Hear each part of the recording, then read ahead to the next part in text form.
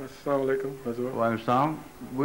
You have to bend, unfortunately, because mashallah you are very tall and this poor microphone is so short. Assalamu alaikum. Salam. You have to bend, unfortunately, because mashallah you are very tall. Vous allez devoir vous couper un peu, demande sa sainteté. Mon nom est Abdurraqib.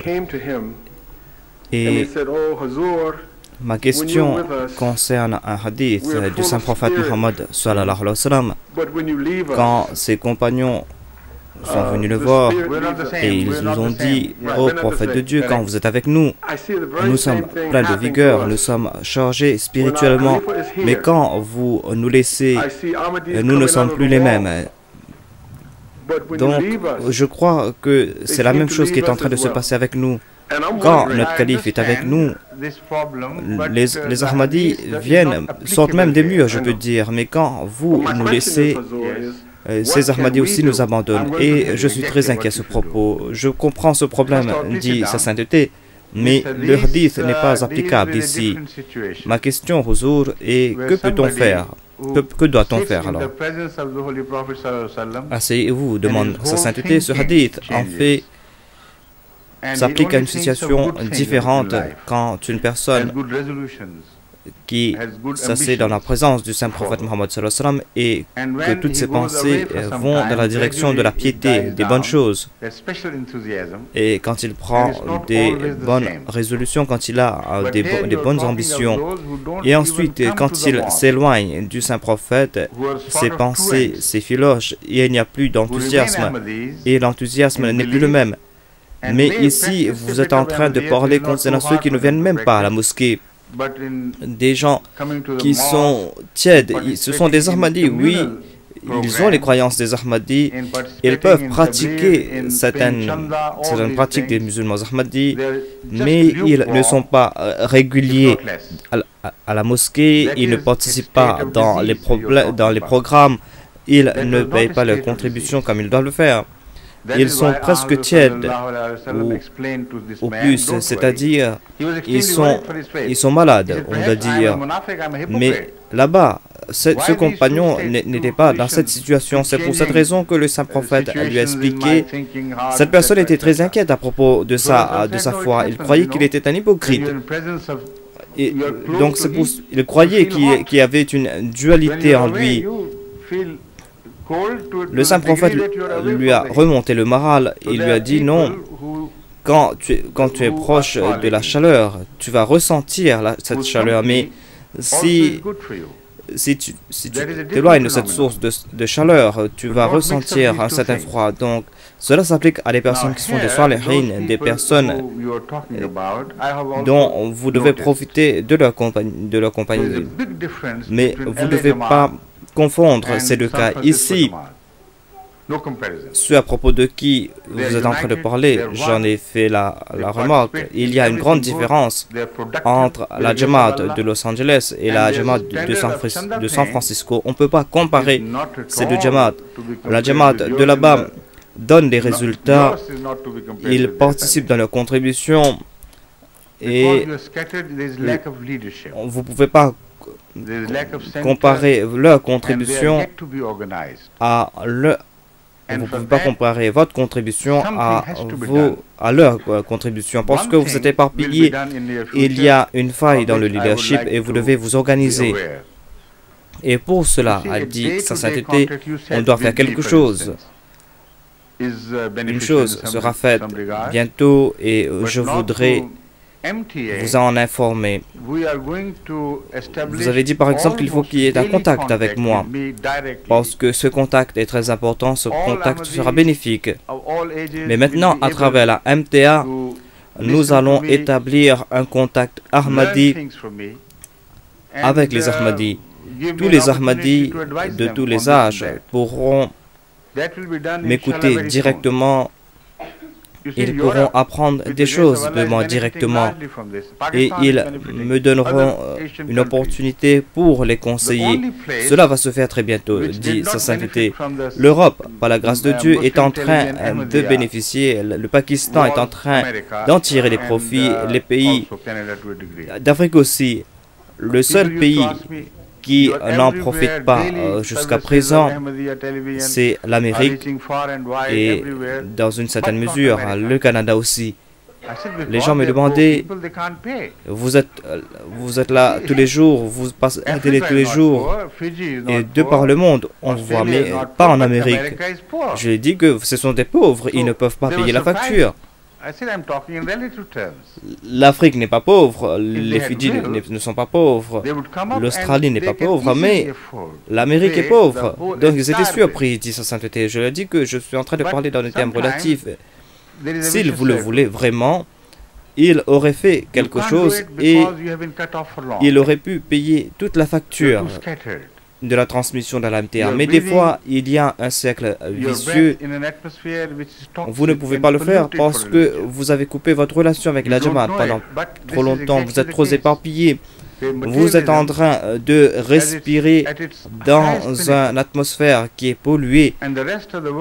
Vous ne le ressentez pas, mais c'est le cas, dit sa sainteté. C'est-à-dire, il y a, ici on trouve le matérialisme à son apogée et le monde, le reste du monde est faible matériellement. Et pour contrecarrer cette atmosphère polluée, vous devez avoir un contact quotidien avec le centre et vous devez promouvoir ce contact. Le manque de ce contact a créé cet état quasi léthargique ou cet état de mort, je dois dire. Et vous devez faire quelque chose pour contrecarrer ces événements. Par la grâce de Dieu, la Jamaat, le Canada est en train de faire un grand sacrifice. Ils ont monté une station à Washington, dans votre pays, à leurs frais. Et maintenant,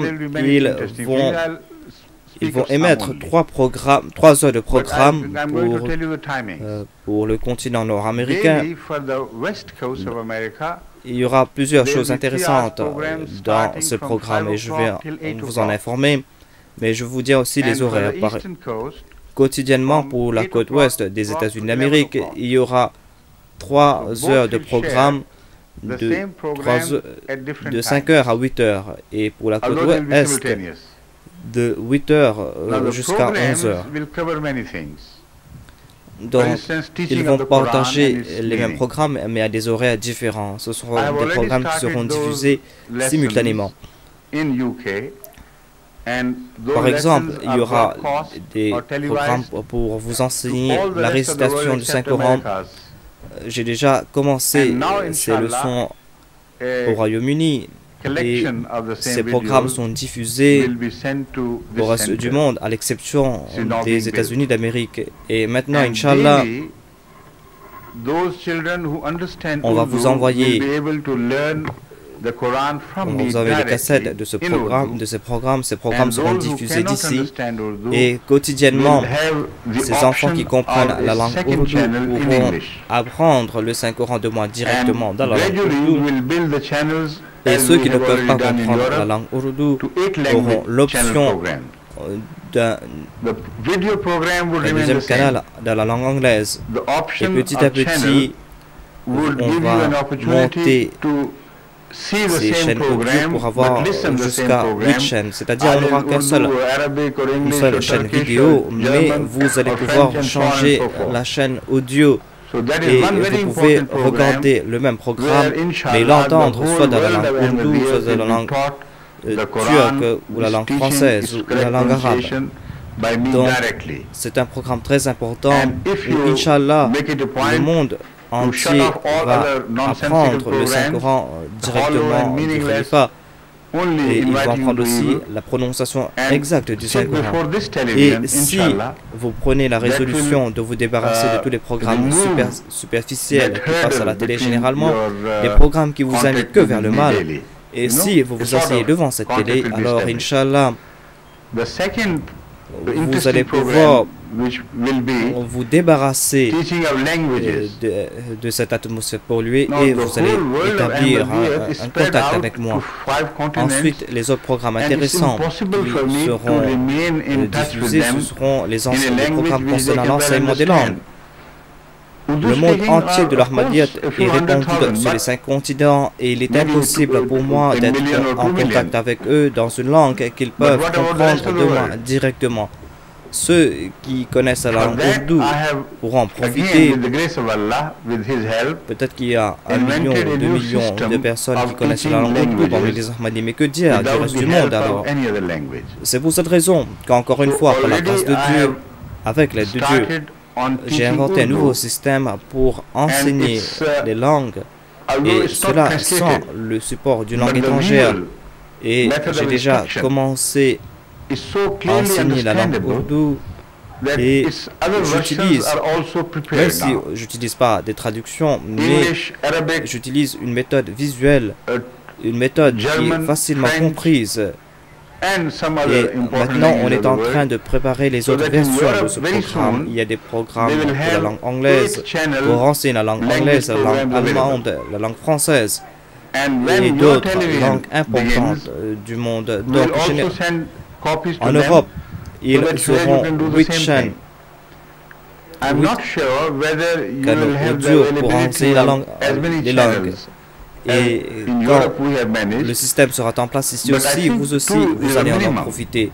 Je ne suis pas sûr si vous aurez autant de chaînes audio, tout comme nous l'avons en Europe, mais je crois qu'au minimum vous aurez 2 chaînes audio et vous aurez l'option d'apprendre la langue ourdou et la langue arabe.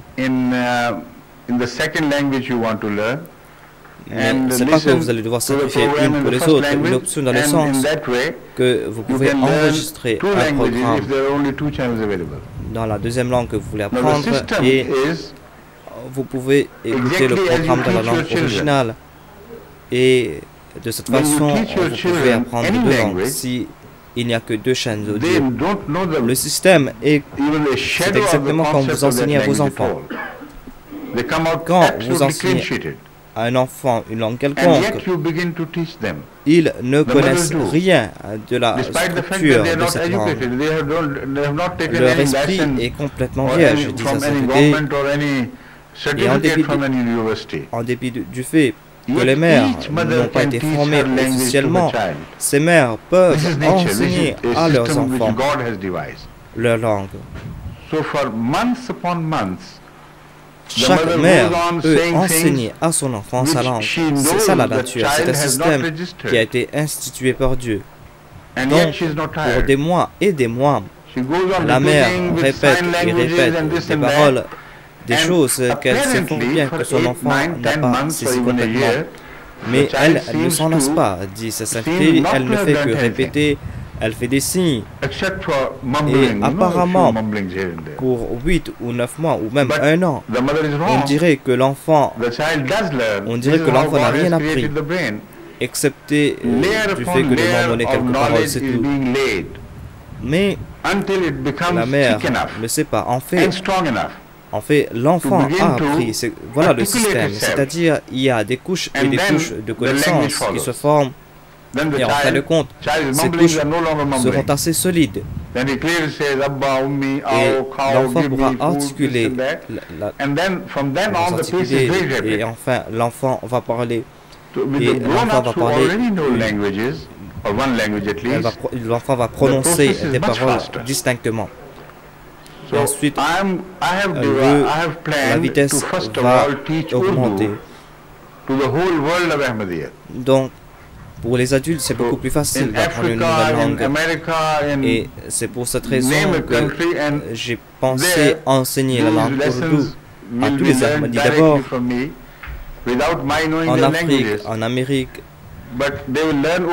nommer un pays, et là-bas, vous allez voir que les gens vont apprendre ces leçons directement de moi, sans que moi je connais leur langue. Ils vont apprendre la langue ourdou après 6 ou 7 mois, et après cela il sera facile pour eux. Ensuite nous allons nous arrêter et nous allons les enseigner comment écrire et lire. On a une très grande tâche pour traduire les livres du Messie premier. Ce sont des ouvrages qui ont été écrits dans la langue ourdou. et on doit les traduire. Donc, qui sont les gens qualifiés pour traduire ces livres? Les Ahmadis sont en train de se répandre à tel point qu'il nous est difficile de trouver des experts. Nous savons déjà que il y a des Ahmadis qui vivent dans 140 pays et on peut compter pour ces Ahmadis environ 30 ou 40 langues, mais ce ne sont pas des langues majeures, dit sa sainteté. Il y a plusieurs personnes qui ne connaissent pas les langues importantes, qui sont en fait les lingua franca de leur pays. Donc, nous devons former des érudits pour traduire les livres et traduire les sermons. Et pour cela, on doit d'abord leur enseigner la langue urdu et en fin de compte, ils vont tirer des profits directement. Ensuite, on aura des érudits parmi ces personnes. Et les générations futures vont connaître la langue urdu comme leur langue maternelle. Et ils vont faire tout ce travail pour la Jamaat Ahmadiyya. Voilà le système qui a déjà été éprouvé par Dieu. Tout d'abord, le monde sait que c'est un système effectif. C'est Dieu qui a institué ce système. Vous devez utiliser ce système à bon escient avec une bonne méthodologie. J'ai déjà enregistré environ 11 leçons et on est en train de voir des résultats très intéressants. Il y a des gens assez âgés, on peut dire, qui croyaient qu'ils ne pouvaient plus apprendre une nouvelle langue. Il y avait par exemple une personne arabe qui connaissait la langue, qui connaît la langue arabe ou la langue anglaise, mais qui ne connaît pas la langue urdu. Il croyait qu'il lui sera difficile d'apprendre la langue urdu, mais moi je lui ai dit que ce soit, il peut apprendre, mais il y a une condition, c'est-à-dire qu'il ne doit pas faire des efforts pour essayer de se souvenir. Si vous allez faire un effort constant pour vous rappeler des paroles, vous serez sous pression, vous devez être comme un enfant. Vous devez vous soumettre complètement. C'est ça l'islam. Vous devez être relaxé. Vous devez vous relaxer. Ne faites pas d'efforts pour essayer de vous souvenir. Et dans cette atmosphère amusante, ludique, il a pu commencer à comprendre et il a même compris certains de mes blagues dans la langue urdu. C'est pour cette raison que je vous ai dit qu'on a éprouvé ce système et par la grâce de Dieu, on a des résultats extraordinaires. Inch'Allah, vous serez en ma compagnie quotidiennement et vos enfants anglophones aussi vont commencer à apprendre la langue urdu et ce sera amusant pour eux. Vous aurez aussi la langue arabe simultanément et vous aurez les autres langues aussi. Donc ce sera quelque chose de très important pour nous. J'enseigne déjà l'homéopathie et je sais qu'il y a des médecins inflexibles qui ne voulaient même pas entendre une seule parole à propos de l'homéopathie. Ils disaient que ce n'est que supercherie. Maintenant, ces mêmes médecins s'asseyent en ma compagnie comme des élèves qui se sont soumis et maintenant ils ont admis qu'ils avaient commis des erreurs à propos de l'homéopathie. Pourquoi est-ce que je le fais? Parce que le saint prophète Mohammed sallallahu alayhi wa sallam a dit al-ilmu ilmani, ilmul diyani wal ilmul abdan, c'est-à-dire il n'y a que deux types de connaissances. Il y a la connaissance de la science, la connaissance physique. Ensuite, il y a la connaissance concernant la religion et la foi. Une de ces connaissances est importante ici sur cette terre. La connaissance est importante pour la vie dans l'au-delà. Et quand je fais des efforts pour vous faire progresser spirituellement, je pense que je dois essayer d'élever le niveau de votre santé. Donc pourquoi ne pas passer quelques heures avec les Ahmadis? Vous allez entendre des poèmes, vous allez entendre des chansons, vous allez entendre des choses à propos de la vie du saint prophète et de ses compagnons. Vous allez aussi entendre des choses concernant l'histoire de l'Ahmadiyya. On va parler d'autres programmes. Donc attendez ces programmes et Inch'Allah, quelques-uns des programmes que vous avez, des problèmes que vous avez mentionnés vont se dissiper parce que déjà nous sommes en train d'observer que par la grâce de Dieu, il y a des grands changements dans certains endroits très éloignés, des endroits que je n'ai jamais pu me visiter, des endroits où les gens ne pouvaient pas me visiter. Je reçois des lettres de ces contrées éloignées. Ils disent que nous sommes des Ahmadis, mais nous ne savions pas ce que c'était l'Ahmadiyyat. Nous n'avions pas d'enthousiasme à propos de l'Ahmadiyyat. Maintenant, après avoir regardé la MTA pendant quelques heures et quelques jours, nous avons été transformés complètement. De par le monde, on voit ce changement miraculeux. Alors pourquoi pas à San Francisco, alors disons ça de Dieu. Ici, il y a un manque d'enthousiasme. C'est un stage entre la vie et la mort. Les gens ressentent cela comme une corvée. Ils ne le font sans aucun plaisir. Soit vous tombez du côté de la vie ou de la mort. Et les gens qui passent par cette situation, ils ressentent le fait de faire des bonnes œuvres comme une corvée. Ils n'ont pas de plaisir profond à faire le bien. Ils ressentent tout cela comme une besoin. Mais cela ne peut pas s'étaler. Si vous n'êtes pas loyaux, alors vos enfants non plus ne seront pas loyaux. Donc, on ne peut pas accepter cet état d'esprit. Et j'espère que vous tous qui le peuvent, vous allez installer l'antenne parabolique qui va apporter la MTA chez vous à la maison. Et nous avons déjà tout fait par la grâce de Dieu.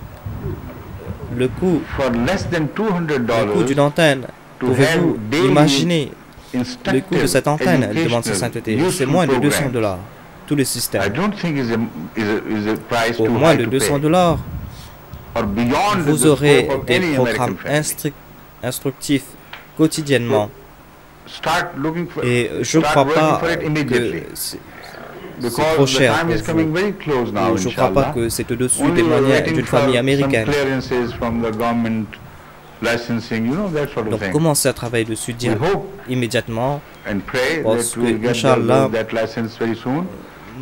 tout le système sera en place. Nous avons besoin de la permission de la part de l'État. Nous avons besoin de certaines licences. Et j'espère qu'Inch'Allah, nous aurons ces licences. Et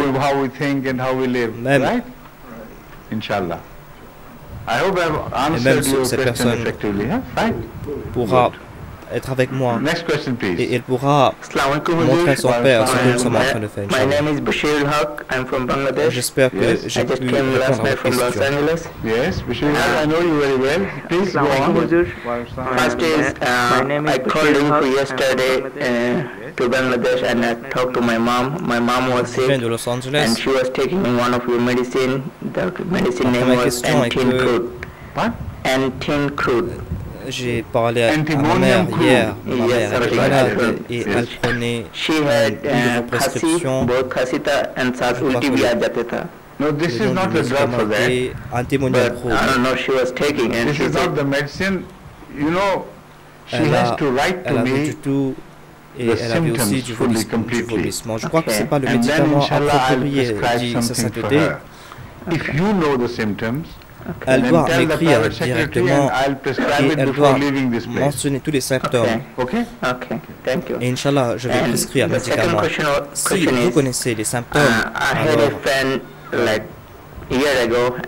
donnez-moi ces symptômes et je vais prescrire un médicament. La question est que j'ai un ami qui m'a posé une question. Il m'a dit que si le Saint-Coran est le dernier livre de loi et que le Saint-Prophète Mohammed sallallahu alayhi wa sallam est le prophète parfait, alors pourquoi a-t-on besoin d'un autre prophète après le Saint-Prophète Mohammed sallallahu alayhi wa sallam? Si nous suivons le Saint-Coran et le Saint-Prophète Mohammed sallallahu alayhi wa sallam, nous serons toujours bons musulmans. Donc pourquoi a-t-on besoin d'un autre envoyé de Dieu? J'ai déjà répondu à cette question à plusieurs reprises, dit sa sainteté. Mais encore une fois, à cause de ce manque de contact, vous ne connaissez pas la réponse de cette question. Tout d'abord, dit sa sainteté, il n'y a pas de prophète après le saint prophète Mohammed sallallahu alayhi wa sallam. Vous devez le comprendre. Que veut dire après le saint prophète? Est-ce que cela veut dire contre le saint prophète ou dans le temps?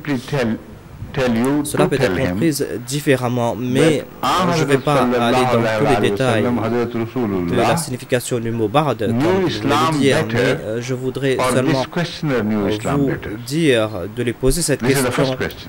Le saint prophète Mohammed sallallahu alayhi wa sallam, l'envoyé de Dieu, est-ce que c'était lui qui connaissait l'islam mieux que lui? Qui connaissait l'islam le mieux? Est-ce que c'était lui ou est-ce que c'était le saint prophète Mohammed? Évidemment, le saint prophète Mohammed sallallahu alayhi wa sallam connaissait mieux l'islam. Il savait que le Saint-Coran est le livre parfait. Il savait très bien qu'il était le prophète le parfait. Mais alors pourquoi est-ce qu'il a fait cette prophétie que Jésus-Christ viendra et que l'imam Mahdi viendra? Pourquoi est-ce qu'il a dit que l'imam choisi par Dieu viendra? Est-ce qu'il ne connaissait pas la signification de l'islam? Est-ce qu'il ne savait pas que le livre qu'il avait reçu était un livre parfait? Demandez-lui cette question, dit sa sainteté, et donnez-moi sa réponse s'il a une réponse à donner. C'était lui le récipiendaire de ce verset du Khatam al-Nabiyyin. Lui-même, il est en train de dire ce suivant, qu'un temps viendra où l'islam sera là, mais l'islam sera presque mort. Et qui va sauver l'islam de cette mort certaine? Ce n'est pas le Saint-Coran qui sera toujours là. Le Saint-Coran seul ne sauvera pas le Saint-Coran, mais c'est un prophète qui sera envoyé par Dieu qui va sauver l'islam. Il l'a qualifié de prophète de Dieu lui-même. Le Saint-Prophète dit, Masih ibn Maryam viendra, et il a dit que Nabiullah, Masih, Nabiullah, à 4 reprises dans un même hadith, il a utilisé le mot Nabiullah. Donc cette personne est plus est-ce que cette personne est plus sensible au terme Nabiullah que le saint prophète Mohammed sallallahu alayhi wa sallam? Me fait rappeler un dicton de langue ourdou où il est dit qu'une femme qui apparemment aime un enfant plus que la mère de cet enfant, cette femme est une femme capricieuse. Elle ne peut pas être la vraie mère de cet enfant. Vous ne pouvez pas aimer un enfant plus que la mère de son enfant. Donc le saint prophète Mohammed sallallahu alayhi wa sallam aimait le Saint-Coran et aimait aussi son statut plus que tout autre. Il connaissait son statut plus que tout autre mullah. En dépit de ce fait, il a prononcé ces paroles que je veux vous citer. Donc, maintenant, je vais citer quelques hadiths de sa sainteté.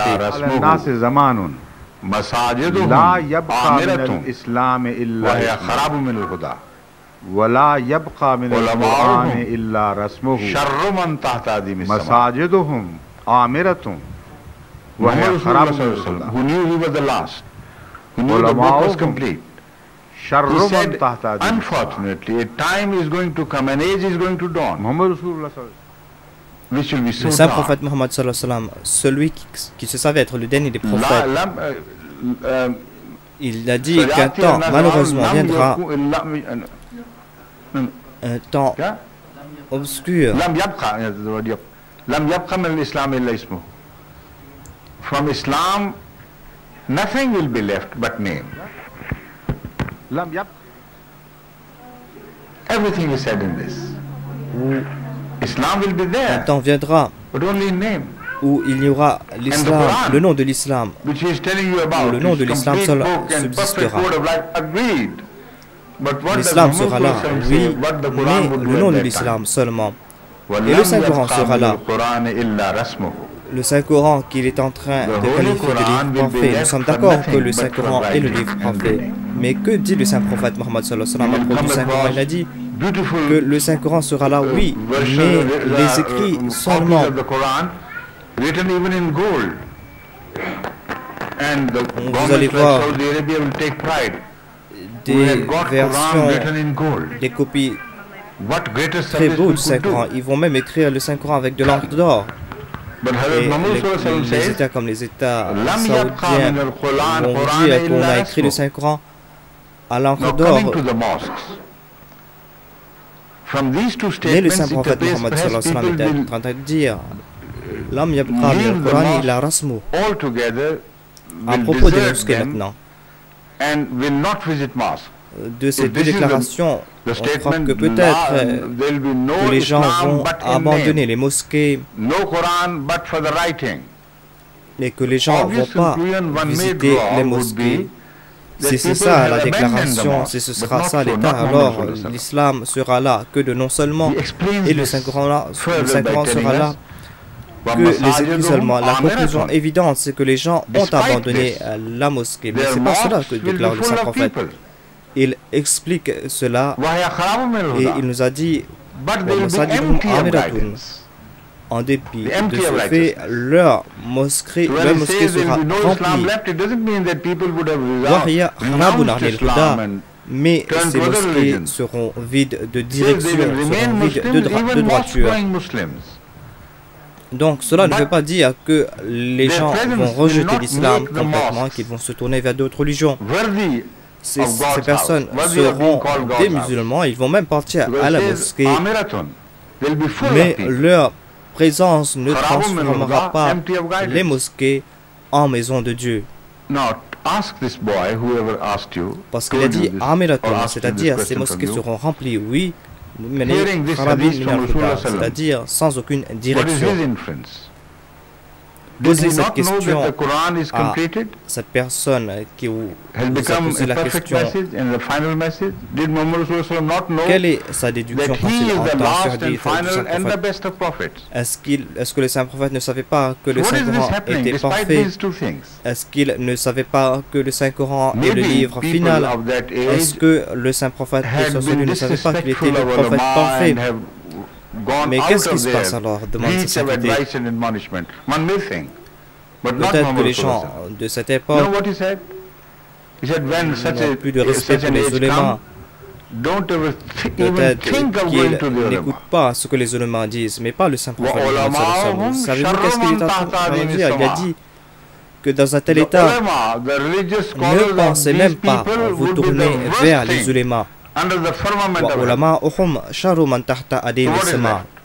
Les ulémas seront les pires créatures sous la calotte du ciel.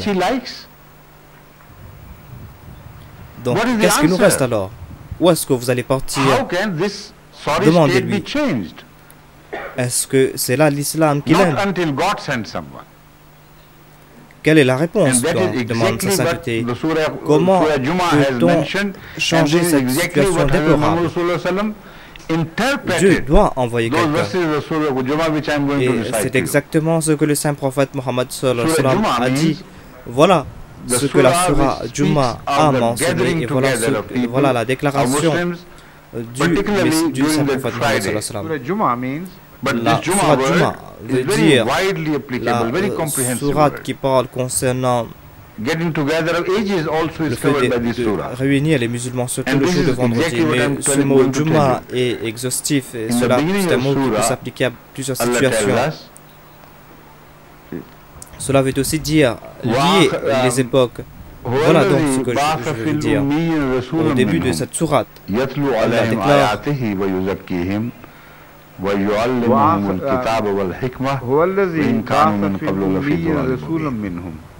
يتلو عليهم آياته ويزكيهم ويعلمهم الكتاب والحكمة وإن كانوا من قبل لفي ضلال. C'est Allah qui a envoyé ce prophète de parmi les illettrés. Et lui aussi, il était deux parmi ces personnes, mais soudainement, il s'est transformé.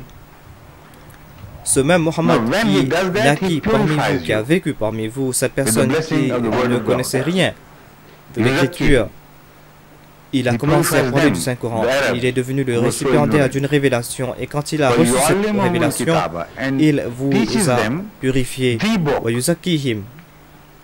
Il a purifié les Arabes, ces Arabes qui étaient complètement ignorants. Il vous a enseigné le livre, la connaissance du livre, mais pas seulement la connaissance, et la sagesse de ce livre. C'est-à-dire, la connaissance seule ne suffit pas, à moins que vous connaissez la philosophie de cet enseignement, à moins que vous connaissez la logique de cet enseignement que vous avez reçu. Quand ce verset, on croit que ce verset est complet, mais Dieu est en train de déclarer autre chose. On aurait pu croire que le dernier prophète est déjà là et qu'on a déjà envoyé le livre parfait et que cela suffit déjà et que nous avons déjà compris la signification des paroles et qu'on connaît déjà la philosophie de cet enseignement. Alors pourquoi a-t-on besoin d'autres personnes? Apparemment, on n'en a pas besoin, dit sa sainteté. Mais Allah sait mieux. Après ce verset, il y a d'autres versets qui déclarent وَآخَرِينَ مِنْهُمْ لَمَّا يَلْحَقُوا بِهِمْ وَهُوَ الْعَزِيزُ الْحَكِيمُ.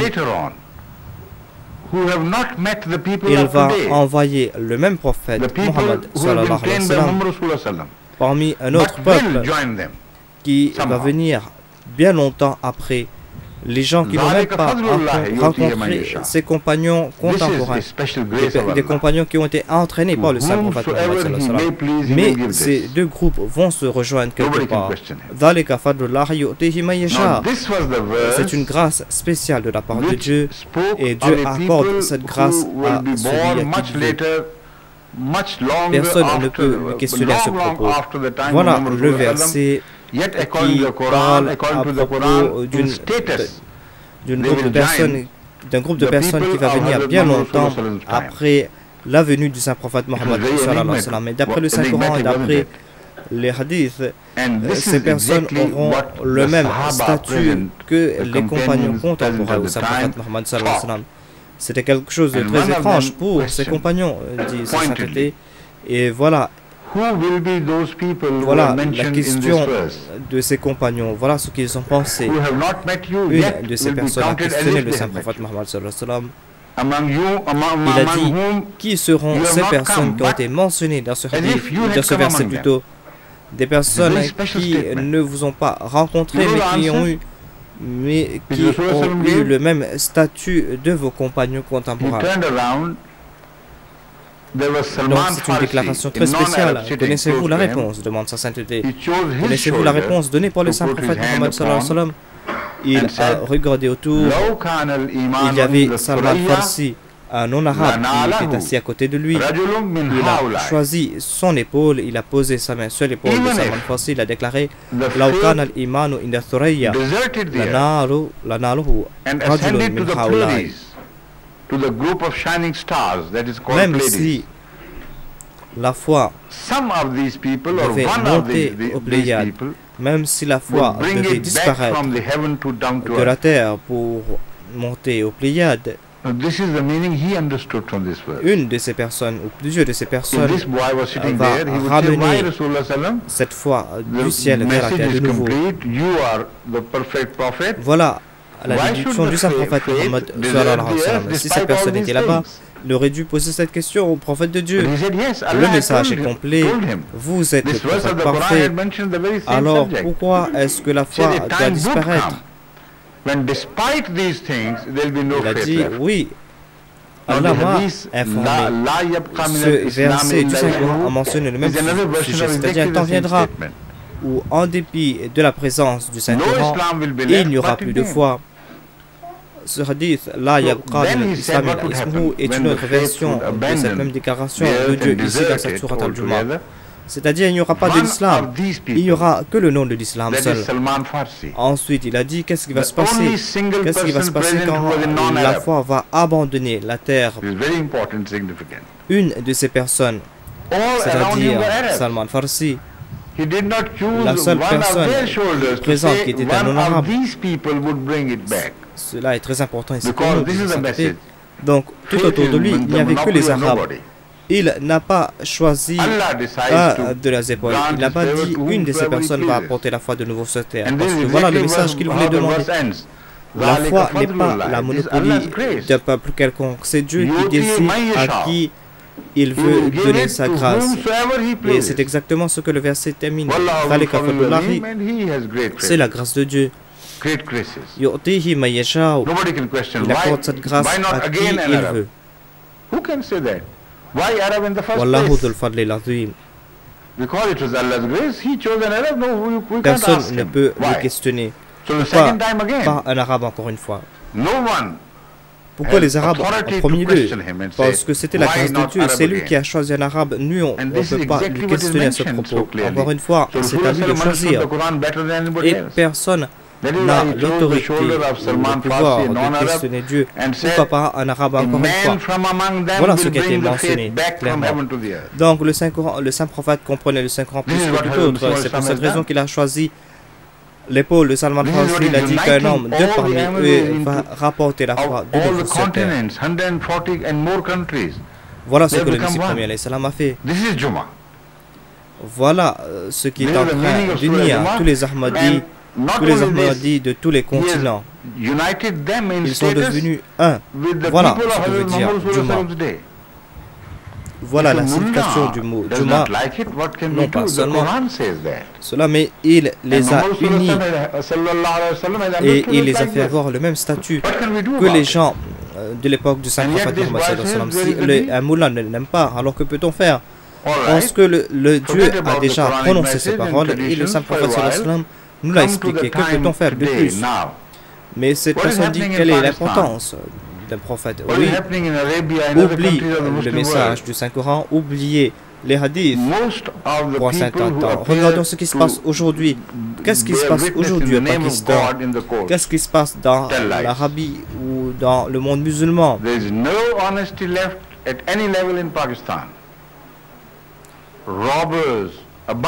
Tous ceux qui apparaissent dans les tribunaux pour témoigner au nom de Dieu sont en train de mentir.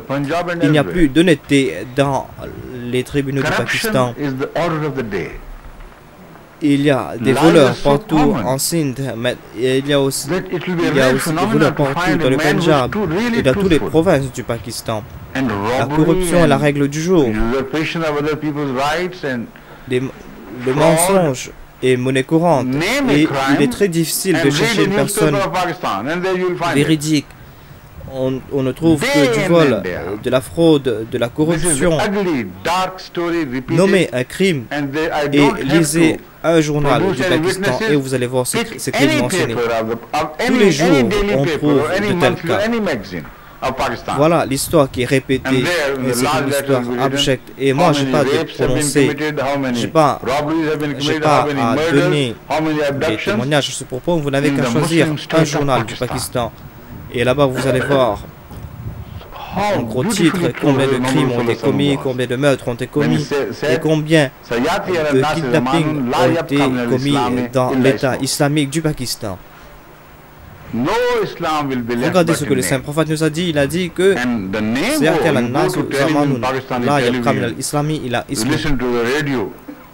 l'islam sera là, oui, mais le nom de l'islam seul.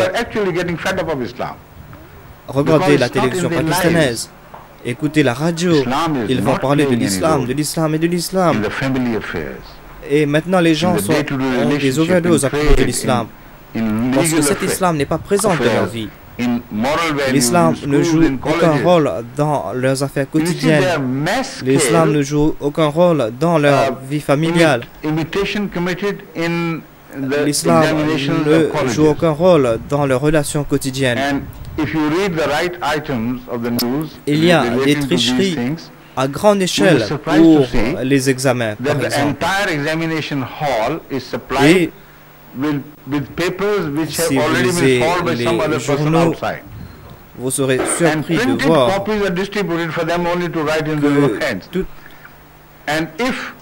Déjà, avant les examens, on a distribué les réponses dans les salles. Et ils n'ont qu'à copier les réponses qui leur étaient données. Et si un surveillant ose lever la voix, il sera soit battu à mort, ou soit il sera handicapé à vie. Personne ne peut rien dire à ce propos. Mais on n'a pas besoin de cela. Il n'y a que des pots de vin partout, il y a que de la corruption partout. Voilà leur islam. Et cette personne est en train de dire non, on n'a pas besoin du Saint-Coran. On n'a pas besoin de la venue de quelqu'un. Cela veut dire qu'il faut laisser mourir l'islam. Mais Allah ne va pas laisser mourir l'islam. C'est pour cette raison qu'il a envoyé le Messie premier, l'islam.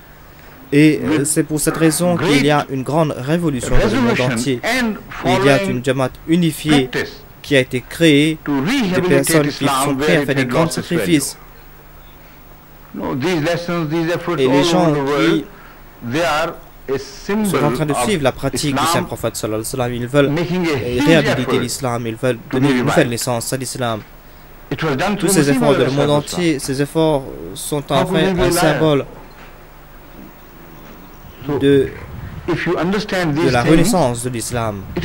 Cela s'est fait d'abord par la venue du Messie premier, l'islam. Donc comment peut-il être un menteur alors?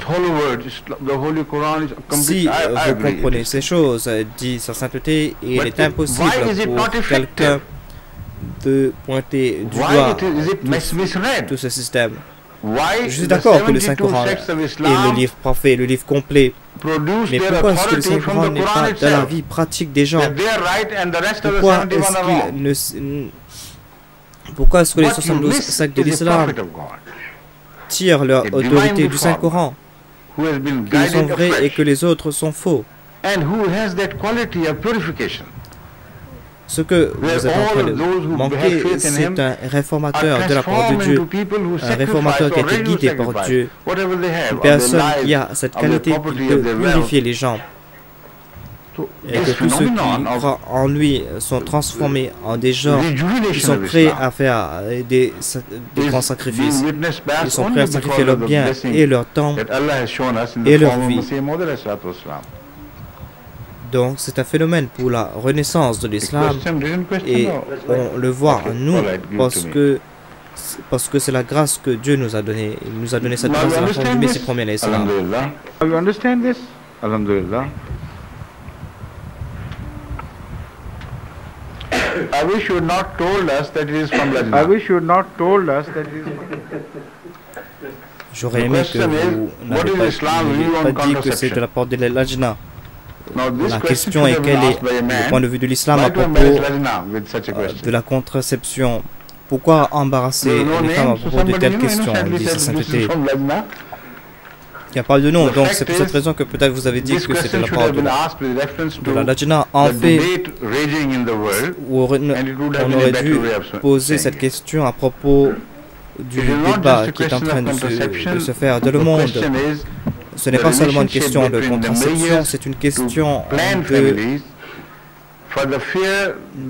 concernant les mesures pour planifier une famille. C'est-à-dire, les gens ont une certaine crainte qu'il y ait un déséquilibre entre la population et les ressources disponibles et qu'il n'y aura plus de nourriture parce que le système de Dieu est inefficient et que la population a augmenté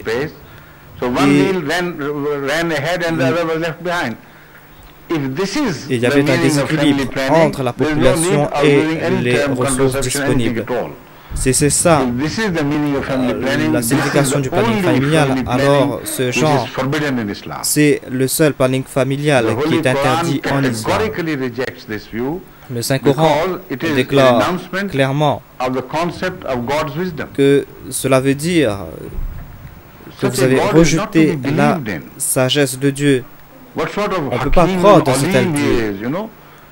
Quel genre de Hakim ou Alim est-il? Celui qui connaît tout et celui qui est providentiel. Il ne savait même pas qu'il y avait un déséquilibre dans ses lois. Encore une fois, c'est complètement faux, dit sa sainteté. L'histoire est en train de démentir ces faits parce que les famines ne sont pas passées à cause de la population, du grand nombre de la population, mais il y avait d'autres causes naturelles. Il y avait aussi une certaine forme de dégradation morale qui a causé ces famines. Quand la population de cette terre était très faible, comparée à la population que nous avons aujourd'hui, est-ce qu'il n'y avait pas des famines à cette époque, à ces époques? Qu'est-ce qui s'est passé à l'époque de Joseph, par exemple? Cette grande famine qui s'est propagée dans le Moyen-Orient et que les gens sont partis vers l'Égypte pour se protéger sous les ailes d'un prophète. La nourriture était là, mais c'est parce que Dieu avait enseigné à son prophète qu'il doit y avoir une famine, et c'est pour cette raison que Dieu lui a dit de ne pas gaspiller ses ressources. Donc, la nourriture est toujours là, la nourriture est toujours en grand nombre, mais c'est l'homme qui est en fait responsable de ces famines.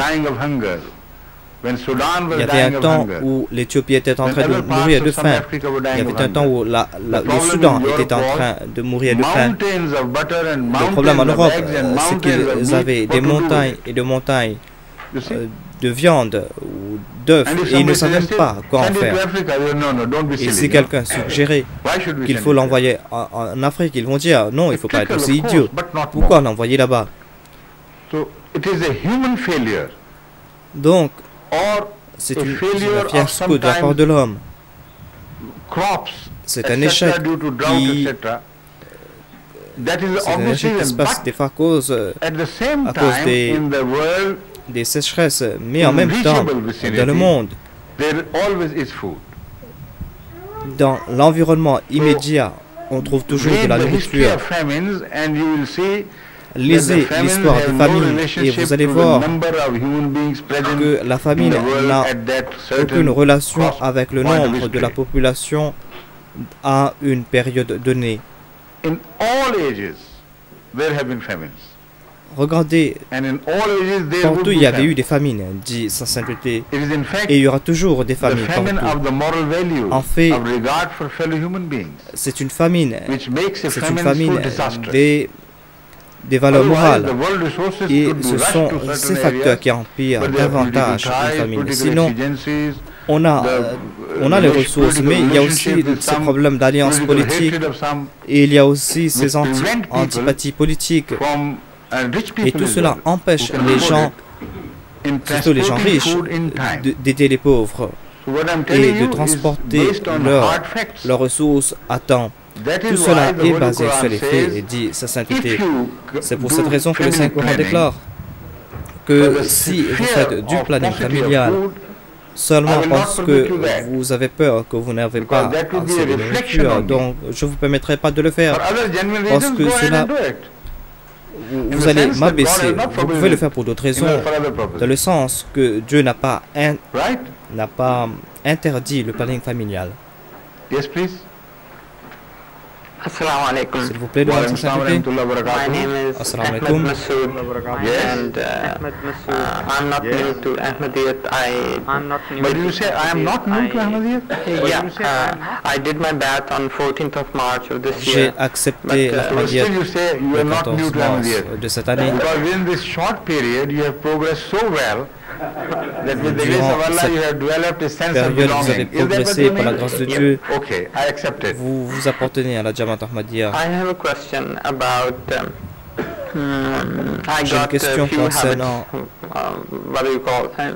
j'ai certaines habitudes qu'on peut qualifier de mauvaises habitudes quand j'étais pas Ahmadi. Donc, vous n'avez pas mentionné ces choses en nom.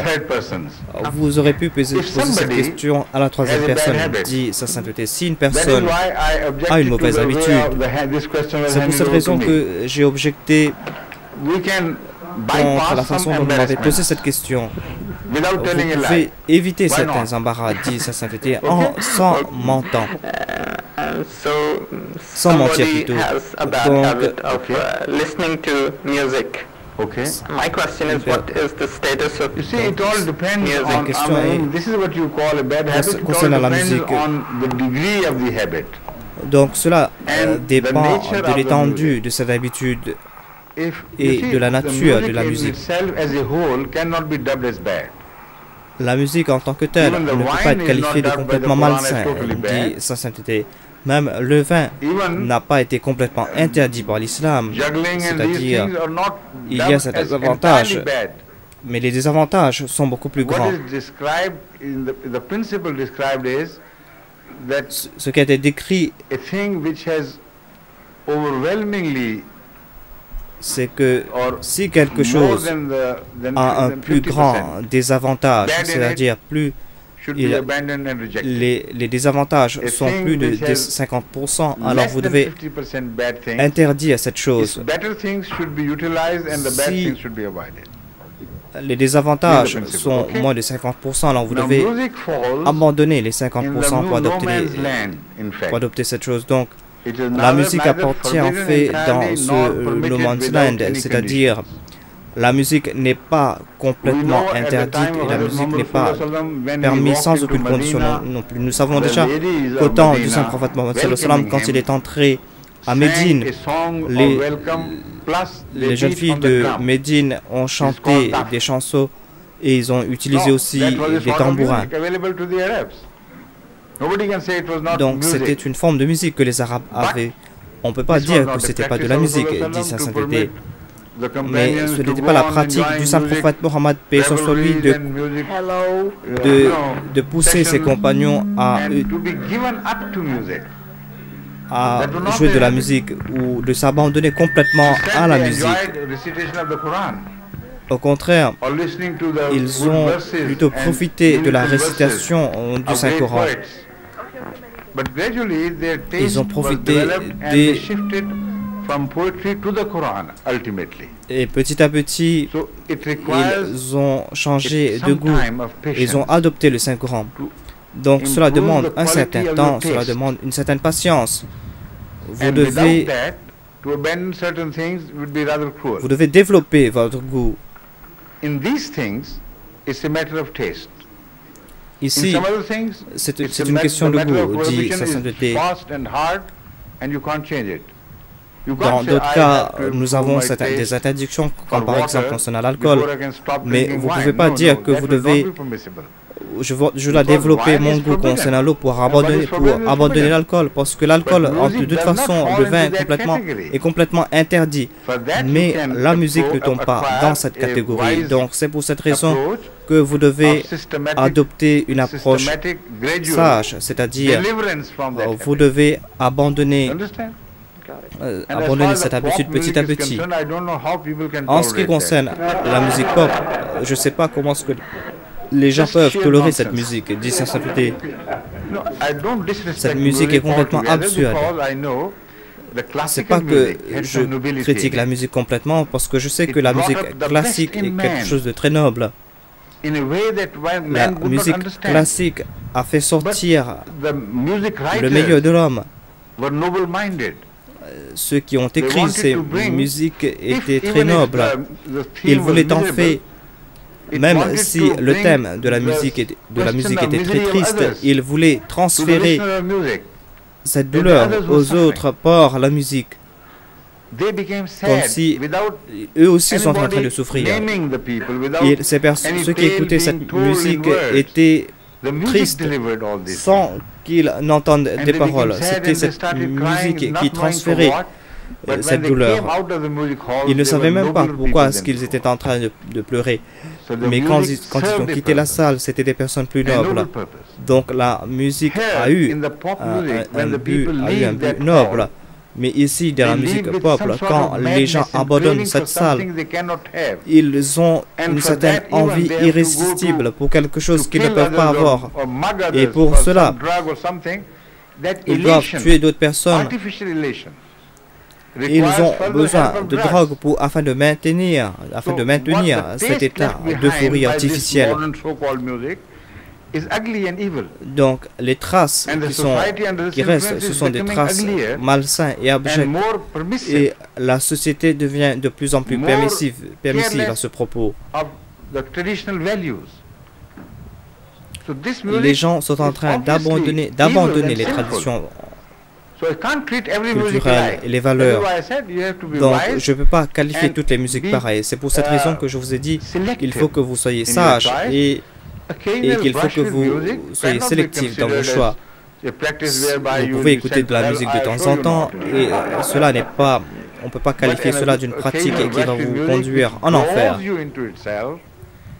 Mais si la musique va vous attirer complètement et que vous allez abandonner vos valeurs et que vous n'allez pas prier à cause de la musique, si tout cela devient une obsession,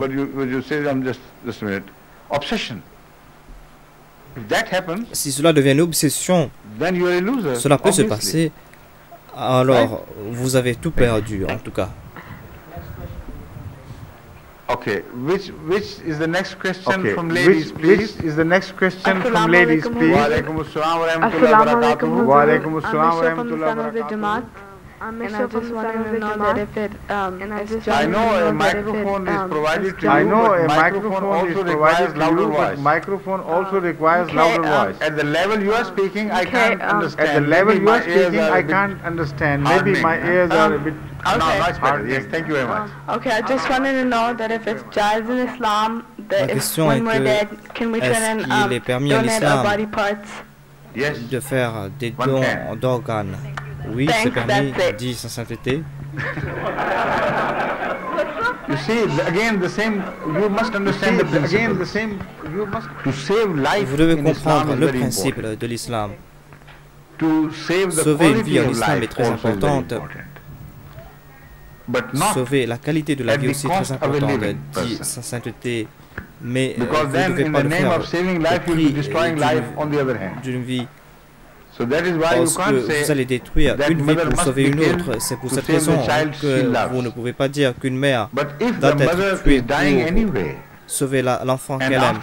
Mais si de toute façon la mère est en train de mourir et qu'après son décès, on peut utiliser un de ses organes pour en donner à son enfant, alors cela doit être promu. Et l'islam accepte cela. Mais encore une fois, même durant la vie, même si une personne vivante peut sacrifier un de ses reins, et cela n'est pas un danger scientifiquement. Donc cela aussi est permis en islam. Donc le principe est que vous devez respecter la vie, et à moins que Dieu vous interdit de faire quelque chose complètement, vous devez toujours essayer de sauver la vie. Donc, si une personne décède, il n'a plus besoin de ses yeux. On peut utiliser ses yeux pour une personne. Et alors pourquoi pas? L'islam est une religion très généreuse. L'islam est une très grande religion, dit sa sainteté. Donc c'est pour cette raison que vous devez comprendre et étudier l'islam dans son contexte. Après l'adoration de Dieu, c'est le service à l'humanité qui est le plus grand aspect de l'islam. I say you should thank me. I say for keeping the same time as London. For keeping the same time as London. By my watch is only 6 o'clock. By my watch is only 6 o'clock. D'après moi, il n'est que 6 heures, et c'est là l'heure du Royaume-Uni. Donc, la deuxième question, s'il vous plaît, devant sa sainteté. Ma question. Mais vous êtes en train de commettre la même erreur. Donc, approchez-vous du micro, demande sa sainteté. Closer to the microphone. Assalamu alaikum. Wa alaikum salam. The question that I had was from another sister actually. It was according to that a couple months ago there was a show on TV about ancient prophecies. Quelques mois auparavant, il y avait un programme à la télé concernant Nostradamus et la Bible. I could only understand up to show on TV. Et after that, see. Yes, I know all this is just focus purpose. No more. That's what we wanted to know. You know, I have read Nostradamus. Tout cela n'est que supercherie, dit sa sainteté. J'ai déjà lu les livres de Nostradamus et j'ai déjà lu à propos de Nostradamus. Et j'ai même parlé à ses adeptes. Et j'ai lu leurs explications de son livre. Tout cela n'est que supercherie et absurde. Il n'a rien dit des choses qu'on lui a attribuées et je dis à cet adepte de mentionner certaines prophéties qui s'appliquent au futur. Et je vais voir si vraiment cela va s'appliquer dans le futur ou pas. Ils n'ont pas pu mentionner une prophétie qui va se réaliser dans le futur. Ce qu'ils font en fait, ils retournent en arrière. Et ils cherchent dans le livre des choses similaires qu'il a mentionnées. Même des choses qui ne sont pas similaires avec les effets, avec les événements. Ils étalent le tout et ils attribuent cela à Nostradamus. Le pauvre Nostradamus est déjà décédé, il ne peut pas se défendre. Donc, vaut mieux le laisser tranquille, a dit sa sainteté. Shall we wait, please? We'll send this microphone to you. And remove it from the yes. And remove it from the herb ritual. Yes. Father herb ritual. Your esteemed leader. Je suis le père de Carl, dit le monsieur. Vous avez marié mon enfant et vous avez aussi donné le nom de mon grand petit enfant. Le seul commentaire que je voulais faire, je n'ai pas de question, mais ce que je voulais dire, c'est que les Ahmadis doivent comprendre quels grands érudits ils ont parmi eux, quels grands conseillers est-ce qu'ils sont parmi eux. Ils doivent l'écouter. S'ils ne le croient pas, ils auraient dû voir comment est-ce qu'il joue avec les enfants. Il est très facile d'enseigner un adulte, mais enseigner les enfants est très difficile. Avoir une certaine affinité avec les enfants est très difficile. Mais il l'a fait extraordinairement et ce sont les enfants qui sont le centre de la communauté. Listen, please. Come to the microphone, because you know. Come to the microphone, because you know. Respects to you. With due respects to you. A truly American pronunciation is not fully understandable. Il m'est difficile pour moi de comprendre l'accent américain. Pronunciation of English is truly American. Et votre accent est complètement américain. Okay. Herb is father of Carl Richard, yes, and essentially est en train de louer votre enseignement. Donc j'ai compris cela, dit sa sainteté, mais je ne voulais pas accentuer cet aspect. Je voulais savoir, est-ce qu'il avait une question? Est-ce que c'était une observation ou est-ce qu'il voulait cet conseil? C'était son observation. Merci beaucoup, dit sa sainteté. Qu'Allah vous bénisse. God bless you.